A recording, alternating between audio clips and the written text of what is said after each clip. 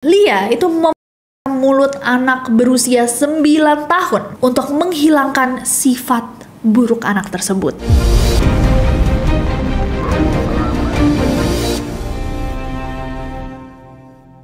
Hey guys, it's Nessie and welcome back. Kalau kalian belum subscribe ke channel ini, jangan lupa klik tombol subscribe-nya, terutama untuk kalian yang suka sejarah. Storytelling episode Lia Aiden. Lia Aiden atau Lia Aminuddin itu terlahir dengan nama Syamsuryati Gustaman. Dia lahir di Surabaya tanggal 21 Agustus tahun 1947. Lia ini terlahir dari pasangan Zainab sama Abdul Ghaffar Gustaman, seorang pedagang dan juga penceramah. Mungkin dari kedua orang tuanya ini, Lia mendapatkan skill-skills yang akhirnya dia gunakan untuk menjadikan namanya salah satu nama paling kontroversial di sejarah Indonesia. Tapi sebelum Lia itu dikenal sebagai Lia Aiden, namanya Lia sempat terkenal dengan role atau dengan pekerjaan yang sangat berbeda guys. Dia tuh juga dikenal sebagai seorang pengusaha dan perangkai bunga kering. Muncul di TVRI pada saat itu di acara khusus merangkai bunga. Dan emang Lia ini guys sangat-sangat talented. Dia tuh memiliki banyak penghargaan. Ada juga penghargaan sebagai wanita teladan. Penghargaan apa itu wanita teladan, Jehan? Wanita teladan Indonesia dapat penghargaan ya zaman dulu ya. Please Pak Jokowi, Pak Prabowo, bring that back. Nah, sampai di tahun 1974 tiba-tiba ada sesuatu yang berubah 180 derajat sama Lia. Konon saat dia sedang bersantai, dia tuh melihat ada sebuah bola bercahaya berwarna kuning berputar di udara, tiba-tiba menghilang di atas kepalanya. Lia juga memiliki pengakuan-pengakuan lainnya sampai 20 tahun setelah itu. Pada malam hari tanggal 20 Oktober tahun 1995, Lia merasakan ada kehadiran dari pemimpin rohani Habib Al-Huda yang katanya mengaku sama Lia kalau dia itu adalah malaikat Jibril. Dan setelah itu Lia mengaku bahwa dia terus-menerus nih mendapatkan bimbingan dari malaikat Jibril dari tahun 1997. Dan proses bimbingannya tuh nggak cuman dituntun guys. Konon katanya Lia, dia itu harus melewati banyak banget ujian. Dan suatu hari Lia itu membuat pengakuan sangat kontroversial, yang mana dia bilang bahwa dia tuh nggak cuman dibimbing sama malaikat Jibril, tapi selama proses pembimbingan ini dia tuh diuji juga guys. Dan dalam masa penyuciannya, Lia mengatakan bahwa Tuhan itu menjadikan dirinya sebagai pasangannya Jibril. Dan Tuhan menyatakan bahwa Lia itu adalah sosok surgawinya di dunia. Maksudnya gimana? Pokoknya dia bilang bahwa dia itu bagian dari Tuhan gitu. Jadi kalau Tuhan turun ke bumi, ya dialah Tuhan yang diturunkan ke bumi. Semacam delegasi guys, perwakilan Tuhan di bumi kita ini. Dan setelah pengakuan itu, dia tuh mulai mengklaim dirinya sebagai penyebar wahyu juga. Lia mengaku bahwa dia adalah penyebar wahyu Tuhan dengan perantara Jibril. Dan setelah itu, walaupun Lia itu terlahir dan juga beragama Islam, dia mulai mempelajari agama Kristen, dia mempelajari reinkarnasi dari ajaran Hindu, dan dia mengklaim dirinya juga merupakan titisan dari Bunda Maria. Additionally, dia juga mengatakan bahwa anaknya, Ahmad Mukti, itu adalah reinkarnasinya Isa atau Yesus Kristus. Dan setelah publik pada saat itu di Indonesia mendengar pengakuannya Lia yang dia lakukan secara umum, dan dia pun terkenal sebagai wanita yang mengaku mendapatkan wahyu dari malaikat Jibril untuk mendakwakan aliran barunya dia ini, Lia pun mendirikan sebuah grup atau kelompok yang disebut Salamullah. Nah, Salamullah ini kalau menurut Lia, tugasnya itu untuk melanjutkan ajaran 3 agama Abrahamik, Yudaisme, Kekristenan, dan juga Islam. Ditambah juga menyatukan semua agama besar di Indonesia, termasuk Buddhisme, Jainisme, dan Hindu. Jadi intinya dia tuh menggabungkan semua agama besar yang ada di Indonesia. Nah, seperti banyak kasus dari aliran-aliran agama baru, biasanya tuh ada pemimpin agama yang memiliki some sort of a miracle, keajaiban. Nah, Lia ini dikatakan bisa mengobati orang sakit meskipun dia tuh nggak pernah belajar tentang pengobatan apapun. Kalau menurut Lia, dia tuh mendapatkan kemampuan ini dari sholat tahajud. Komunitas yang dimulai kecil dengan semua orang mempertanyakan ini siapa orang yang ngaku-ngaku jadi Tuhan, ngaku-ngaku pasangannya Jibril, tapi juga Bunda Maria, anaknya reinkarnasi Isa atau Yesus. Mulai muncul guys orang-orang yang akhirnya percaya, kayak actually percaya sama Lia.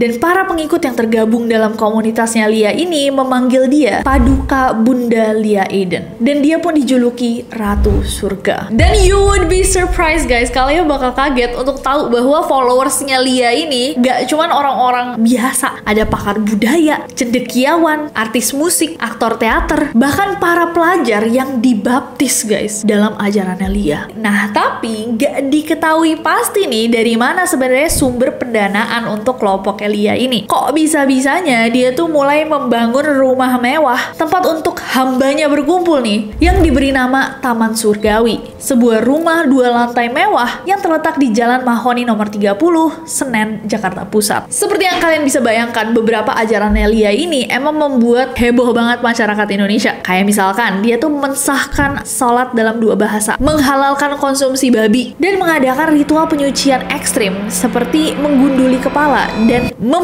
tubuh.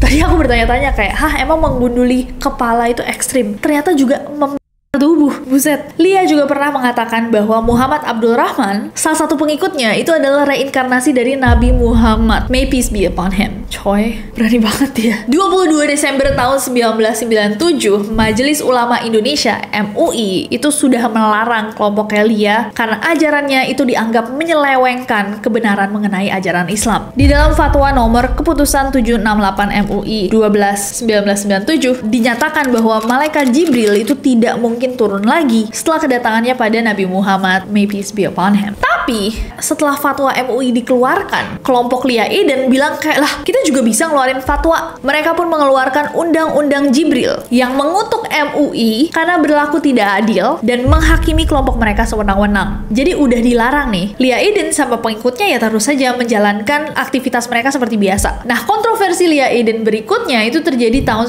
1998, di mana Lia itu pada saat itu mengaku sebagai Imam Mahdi. Untuk teman-teman yang tidak mengerti, jadi kalau dalam ajaran Islam, Imam Mahdi itu dikatakan akan turun sebelum hari kiamat untuk membawa keamanan dan juga keadilan di dunia. Dan Lia Eden itu bilang bahwa Imam Mahdi adalah dirinya. Jadi dia pasangannya Jibril, Bunda Maria, Tuhan, Imam Mahdi. Bulan Agustus tahun 1999 guys, Lia sama 75 orang pengikutnya menyatakan bahwa mereka menggelar ritual perang melawan Nyai Roro Kidul. Ritual perang ini dilakukan di pantai Pelabuhan Ratu, Sukabumi.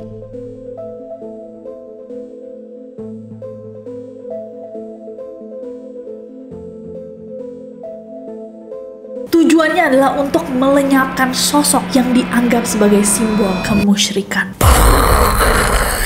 Ini storytelling paling buat aku. Selain menghebohkan Indonesia karena ajarannya, perubahan gaya berpakaiannya Lia itu diperdebatkan guys sama masyarakat Indonesia. Jadi di awal kemunculannya, Lia itu sempat menggunakan kerudung yang ketat, tapi di Januari 2005 kerudung itu dilepas. Dan dia mengenakan pakaian yang berupa bentangan kain putih sepanjang 7 meter yang benar-benar cuma dililit-lilit, nggak boleh digunting, nggak boleh dibolongin. Boleh dibolongin. Nggak boleh, jadi benar-benar dililit-lilit aja, nggak boleh digunting, nggak boleh dijahit, cuma boleh dililit-lilit. Nah, gaya berpakaiannya ini juga digunakan oleh para pengikutnya. Mereka juga menggunakan aksesoris simbol mahkota surga sebagai tanda bahwa mereka tuh udah lulus ujiannya Tuhan.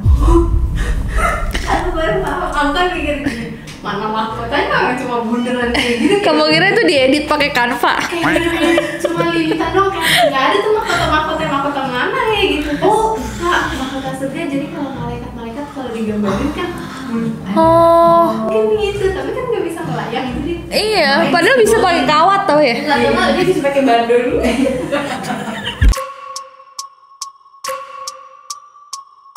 29 Juni tahun 2006, Lia itu dipenjara selama 2 tahun karena terbukti menodai agama, melakukan perbuatan tidak menyenangkan, dan menyebarluaskan kebencian. Saat itu, waktu dia ditangkap, dia tuh memberikan pernyataan yang sangat tidak biasa ya. Dia bilang bahwa kalau saya dibebaskan nanti, saya akan memohon pada Tuhan supaya lumpur di Sidoarjo dan Gunung Merapi bisa reda. Dan jika saya tidak bisa membuktikan, biarlah saya dihukum. Dan walaupun sampai hari ini pernyataan tersebut tidak bisa terbukti. Nah, tapi tingkat kriminalitasnya Lia Eden ini nggak sebatas hal-hal yang tadi disebutkan sebagai tuduhannya saat dia masuk penjara, guys. Lia juga pernah didakwa melakukan tindak kekerasan luar biasa mengerikan kepada salah satu anak pengikutnya. This is crazy. Lia itu mulut anak berusia 9 tahun dengan alasan penyucian untuk menghilangkan sifat buruk anak tersebut. Dalam dakwaan yang dibacakan bulan April tahun 2005 di Pengadilan Negeri Jakarta Pusat, Lia Aiden meminta korban untuk tidak menyangkal karena sudah berbohong dengan dalih adanya saksi yang tahu bahwa korban itu telah berbohong. Dikatakan bahwa ceritanya tuh aneh banget. Lia itu bilang sama anak 9 tahun ini, "Hei, kamu jangan bohong ya. Soalnya ada saksi nih yang tahu bahwa kamu telah berbohong." Anak 9 tahun ini bilang, "Enggak, saya nggak berbohong, saya nggak berbohong." Lia pun ngomong sama anak ini, "Awas ya kalau beneran bohong." Lia pun mengancam anak ini bilang, "Kamu kalau terus berbohong nggak mau ngaku, saya akan mulut kamu." Dan atas permintaan Lia, ibu korban itu diminta untuk menyiapkan spiritus, lilin, korek api, dan kain kasa untuk mulut anaknya sendiri. Korban pun memberontak dan ritual itu akhirnya gagal. Mungkin juga karena ibu korban itu nggak kuat untuk melakukan ini pada anaknya sendiri. Tapi korban yang akhirnya nggak dihukum sama ibunya itu diambil sama Lia, diikat pakai tali rafia, dan Lia sendiri yang mulut korban sampai dan melepuh. That's crazy. Dan gak hanya itu, dalam dakwaannya, jaksa penuntut umum juga mengatakan bahwa Lia Aiden itu sempat menggunduli korban, mengolesinya dengan spiritus, kemudian ubun-ubunnya sebanyak 7 kali. My God. Dan karena perbuatannya ini, dia pun dijerat pasal 335 ayat 1 KUHP tentang perbuatan tidak menyenangkan. Hah? Perbuatan tidak menyenangkan. Dan 3 tahun kemudian di Juni 2009, Lia Aiden kembali di penjara selama 2 tahun 6 bulan karena dinilai terbukti menista agama dan menodai agama. Tapi Lia ini guys juga dikenal dengan ramalan-ramalannya. Dia sempat meramalkan ada gempa besar yang akan melanda Jakarta di akhir bulan Mei tahun 2015. Dan pada saat itu, Lia tuh memberi peringatan melalui surat yang dia tujukan kepada Bapak Basuki Cahayapurnama, Pak Ahok yang pada saat itu lagi jadi Gubernur DKI Jakarta. Pak Ahok waktu itu juga membaca suratnya dan dia menanggapi dengan sangat santai. Ini baru banget tuh ya. Wow. Ternyata Lia juga pernah mengirimkan surat ke Presiden Jokowi di tahun 2015. Suratnya dikirimkan di dalam sebuah box biru berisikan 7 amplop dan beberapa DVD yang ditujukan ke beberapa pihak. Salah satu suratnya specifically meminta permohonan izin untuk mendaratkan UFO di Monas. Dengan berpakaian serba putih, Lia Aminuddin atau Aiden bersama puluhan pengikutnya yang menamakan dirinya Kerajaan Tuhan saling bermaaf-maafan. Alasannya, Lia Aiden percaya hari ini dunia akan kiamat. Mereka juga bersiap untuk diangkat UFO yang akan mendarat di Monas. Katanya UFO ini akan menjadi kendaraan yang ditumpangi malaikat Jibril untuk menjemput dia dan para Rasul Aiden menuju surga utama Darussalam. Ini suratnya isinya gini, "Untuk itu kami mengharapkan perkenan Presiden Jokowi bersedia memberi izin pendaratan UFO kami. Adapun pendaratan UFO Jibril sudah pernah kami sinyalkan melalui penampakan UFO kami itu di atas Monas dan terekam oleh ponsel 2 pemuda di Monas." Nah, Lia menjanjikan guys bahwa dia akan menayangkan suasana surga di luar angkasa secara global saat dia dijemput sama malaikat Jibril. Hal ini dia akan lakukan supaya membuktikan bahwa para Rasul Aiden itu tidak dibawa lari alien, tapi malaikat Jibril. Dibawa lari malaikat Jibril. Selain menganggap dirinya sebagai penyebar wahyu Tuhan lewat malaikat Jibril, yang juga Mother Mary dan Imam Mahdi, Lia juga menganggap dirinya memiliki kemampuan meramalkan kiamat. Menurutnya, setelah pengangkatan para Rasul Aiden, kiamat akan segera terjadi. Tapi saat ditanya bagaimana kalau misalkan ramalan itu tidak terbukti, dia menjawab bahwa itu semua sudah kehendak Tuhan. Dan benar saja, ramalannya tidak terbukti. Tidak terbukti hari ini. Ya namanya juga kehendak Tuhan ya, kita nggak bisa tahu ya. Kita semua berani pulang dengan malu. Dan setelah lama udah gak kedengeran nih Lia Aiden, Serikat Jurnalis untuk Keberagaman, Sejuk, mengabarkan bahwa Lia Aiden meninggal dunia pada hari Jumat 9 April tahun 2021. Jasad Lia kemudian dikremasi di rumah duka Grand Haven, Jakarta, untuk selanjutnya dilarung di kawasan Pantai Ancol. Dan meskipun pemimpinnya sudah meninggal, komunitas Lia Aiden itu tetap berkumpul dan melakukan kegiatan bersama setiap tahunnya seperti merayakan Tahun Baru 2024 kemarin.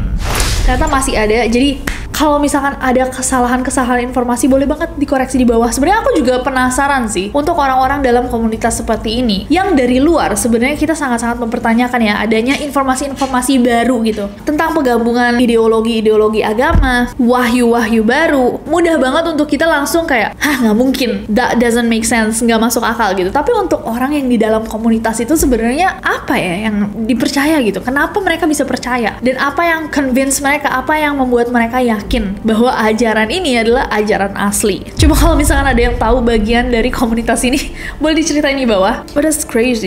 Kenapa nggak dilarung di pantai selatan? Old friends, where have you been? Nah, good question. Dia menang nggak lawan Nyi Roro Kidul? That's all we wanna know. Tapi kan sampai sekarang Nyi Roro Kidul masih ada, berarti misinya berhasil. Oh.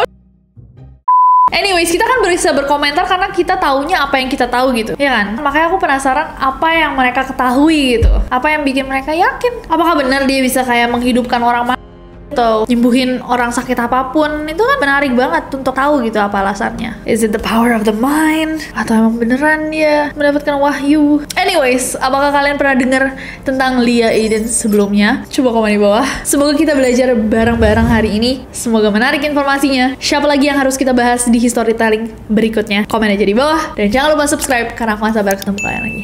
Bye-bye.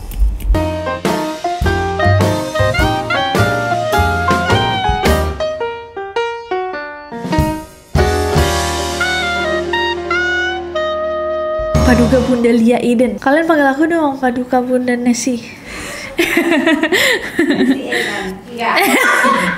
Paduka Bunda Nesi Eden.